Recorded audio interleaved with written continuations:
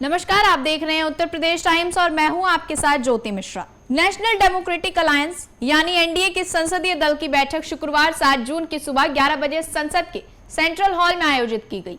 इस बैठक में नरेंद्र मोदी को संसदीय दल का नेता चुना गया। उत्तर प्रदेश के मुख्यमंत्री योगी आदित्यनाथ और गुजरात के मुख्यमंत्री भूपेंद्र पटेल एनडीए की बैठक में भी शामिल हुए। इस बैठक की सबसे रोचक बात यह रही कि भाषण खत्म होने के बाद नीतीश कुमार ने पीएम मोदी के पैर भी छुए, जिससे संसद में मौजूद सभी सांसद और नेता भौचक्के रह गए। बैठक में कई और राज्यों के मुख्यमंत्रियों ने भी हिस्सा लिया। बिहार के मुख्यमंत्री नीतीश कुमार ने भी बैठक में सभी नेताओं को संबोधित किया। आज देश बहुत आगे बढ़ेगा। अब बिहार का भी तो सब काम हो ही जाएगा। जो कुछ भी बचा हुआ है उसको ही कर देंगे। सबसे पुराना इलाका है, तो इसीलिए हम लोग तो पूरे तौर पर हर तरह से जो आप चाहिएगा उस काम के लिए हम लोग लगे रहेंगे और बहुत अच्छा होगा। अब जितने लोग साथ हुए हैं अब बहुत अच्छा है और सब लोग बहुत अच्छे ढंग से अपनी बात कर रहे हैं, तो सब लोग ठीक है।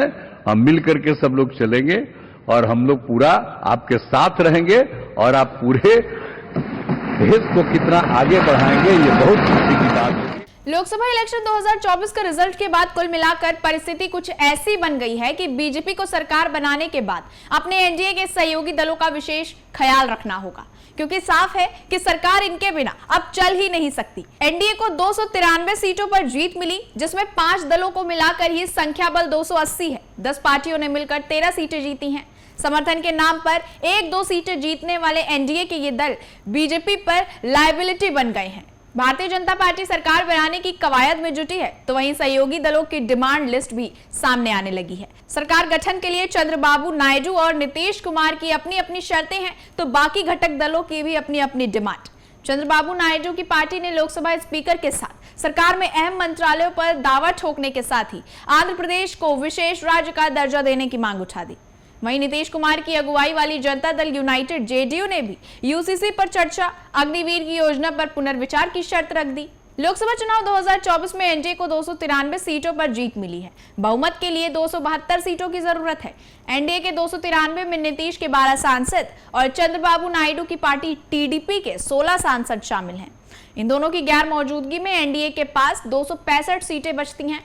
यानी इन दोनों के बिना एनडीए के लिए सरकार बनाना तो फिलहाल मुश्किल है। अब बात करें नंबर गेम की, तो बीजेपी, टीडीपी, जेडीयू, शिवसेना और एलजेपीआर 5 दलों की सीटों से ही एनडीए का नंबर 280 पहुंच जा रहा है, जो बहुमत के लिए जरूरी है।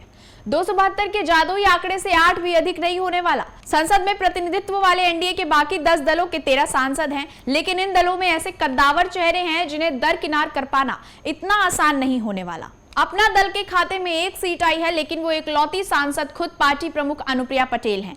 अनुप्रिया पीएम मोदी की दोनों सरकारों में मंत्री रही हैं।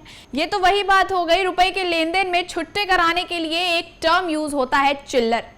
चिल्लर यानी 1-2 के सिक्के।